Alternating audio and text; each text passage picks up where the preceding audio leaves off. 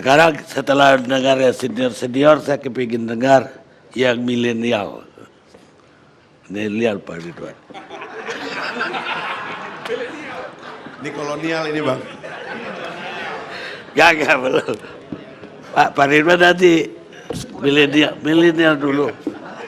Kolonial belakangan.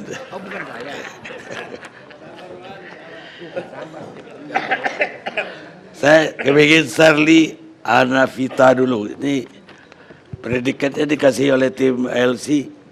Gak ngerti saya ini. Millennial influencer. Itu seperti apa itu? Silakan, apa pendapatmu tentang ibu kota mau dipindahin? Terima kasih Bang Karni. Assalamualaikum warahmatullahi wabarakatuh. Bang Karni yang saya hormati, para senior dan hadirin sekalian, selamat malam saya ucapkan. Terima kasih saya ucapkan karena sudah diberi kesempatan untuk sedikit memberikan opini. Boleh dong milenial ikut memberikan pendapat dan pandangannya? Iya, kami sebagai milenial mencoba untuk terlibat aktif dalam isu-isu terkini termasuk pembangunan. Karena mau tidak mau, suka tidak suka, pada akhirnya kebijakan presiden ini akan berpengaruh pada kami nanti di masa depan. Sehingga kami pikir dari sekarang kami mulai mencoba aktif dalam isu-isu terkini. Sebagaimana kita ketahui bahwa pemindahan ibu kota ini bukan wacana tadi kalau kata Bang Fadli, bukan wacana baru. Ini sudah pernah diwacanakan oleh presiden-presiden sebelumnya.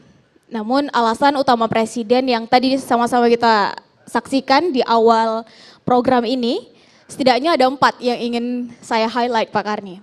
Yang pertama alasannya, alasan banjir, macet, polusi, dan perataan tanah. Alasan ini sebenarnya sedikit besarnya menohok kapasitas Pak Jokowi sendiri dalam memerintah. Karena bukankah salah satu program besar Pak Jokowi saat itu mencalonkan diri menjadi gubernur dan menjadi presiden adalah tentang penanganan semua keruwetan Jakarta. Di dalamnya termasuk macet, banjir, polusi, dan lain-lain. Jadi ketika sekarang beliau menjadikan alasan pindahnya ibu kota ini karena macet, banjir, polusi seperti yang tadi sama-sama kita dengar, maka seolah beliau sedang mengonfirmasi kegagalannya dalam memenuhi janji kampanye beliau saat Pilgub dan Pilpres, atau kegagalannya beliau sebagai seorang gubernur dan presiden. Itu yang pertama alasannya. Yang kedua, alasan pemerataan pembangunan. Kita bisa aja punya pendapat yang berbeda tentang ini. Tapi kalau alasannya adalah pemindahan ibu kota itu untuk pemerataan pembangunan, maka saya pikir Pak Karni, tentu saja solusi yang seharusnya ditawarkan adalah meningkatkan pengawasan pemerataan pembangunan itu ke daerah-daerah, bukan memindahkan ibu kota ke daerah tersebut. Kenapa? Apakah akan ada jaminan ketika ibu kota dipindahkan ke suatu daerah, sebutlah Pulau Kalimantan, itu akan ada jaminan bahwa pemerataan pembangunan di Indonesia akan membaik? Apakah justru tidak akan menimbulkan konflik baru? Semisal kecemburuan sosial. Karena tadi Bang Fahri juga bilang bahwa seandainya alasannya adalah pemerataan pembangunan, saya pikir seharusnya akan lebih bermanfaat warga Aceh atau warga Papua misalnya yang merasakan pemindahan ibu kota tersebut. Jadi jangan sampai kemudian alasan pemerataan pembangunan ini justru memicu konflik baru, kecemburuan sosial dari provinsi-provinsi lainnya. Kemudian yang ketiga alasannya adalah ini bukan hal paling mendesak untuk negara lakukan sekarang, yang sebetulnya tadi sudah sempat dijelaskan, tapi dari kami pandangan milenial yang sebetulnya kami ini kan polos-polos saja melihat politik. Mungkin beda dengan para senior-senior dan para ahli tata negara, di sini juga ada pengamat politik. Di mata kami para milenial, alasan pemerintah bahwa pemindahan ibu kota ini sudah dicanangkan dari presiden-presiden sebelumnya, ini sebetulnya sebuah alasan yang bisa dibilang klise, tidak menjawab masalah, tidak menjawab permasalahan, bahkan terkesan pembelaan belaka Pak Karni.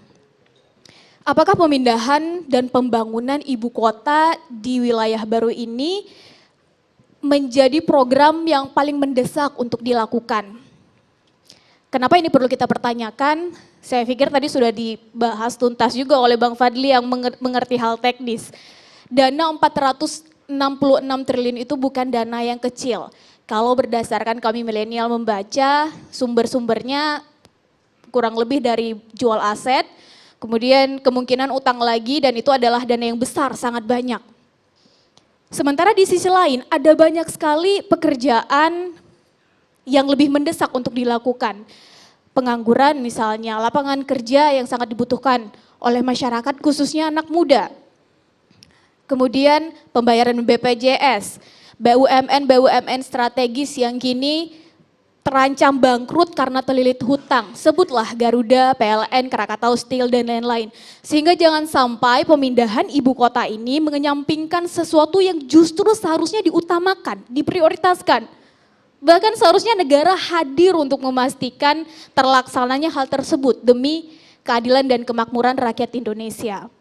Kemudian yang keempat sekaligus yang terakhir, alasan kondisi keuangan negara kita yang cukup mengkhawatirkan. Dan ini termasuk dalam alasan Pak Jokowi tadi. Kita tahu, kita sadar, ya meskipun kami anak muda masih perlu banyak belajar dari para senior kami di sini bahwa kita tidak sedang dalam baik-baik saja kondisi keuangan negara kita. Kita tahu tahun 2019 ini diperkirakan hutang Indonesia mencapai 275 triliun. Itu baru hutang bunganya saja, belum pokoknya. Dan ini 2 kali lipat bunganya dibandingkan tahun Pak SBY, akhir zaman Pak SBY. Yang artinya Pak Jokowi dalam 5 tahun ini berhutang sangat banyak. Yang kalau kita kalkulasikan, ini mendekati 1 hari 1 triliun jika ini terus bertambah dan bertambah. Bayangkan teman-teman, 1 hari bangsa Indonesia membayar bunga utang 1 triliun itu kan akan sangat bermanfaat ketika 1 triliun uang segitu dialokasikan kepada kesehatan, pendidikan, kepastian kesejahteraan honorer dan lain-lain yang sifatnya jauh lebih diuntungkan masyarakat atas kebijakan-kebijakan tersebut. Sehingga dengan semua argumen tadi, saya pikir mengambil kesimpulan untuk memindahkan ibu kota ke wilayah lain, membangun ibu kota baru, rasanya itu belum perlu Pak Karni.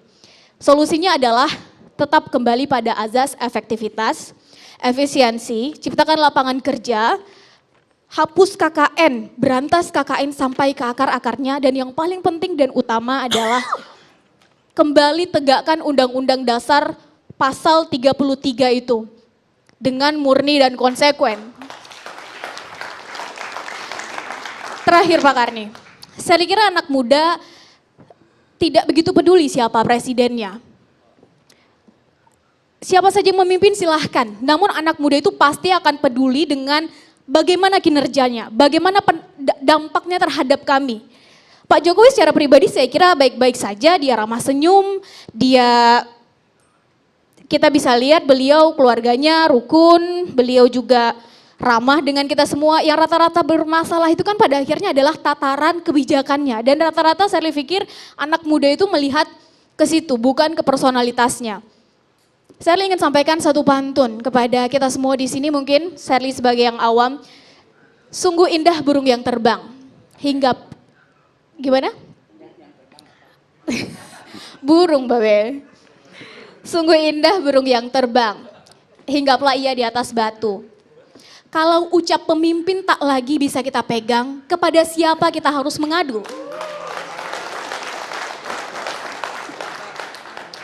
Terakhir saya mendoakan Pak Jokowi di periode keduanya ini, itu bisa lebih baik, lebih peka lagi dengan kebutuhan rakyat.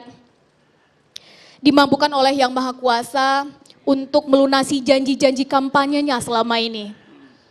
Sehingga kita bisa melihat bukan lagi makian dan cacian yang nantinya akan Pak Jokowi terima, melainkan doa-doa dari seluruh masyarakat Indonesia kepada beliau. Demikian Pak Karni. Baik.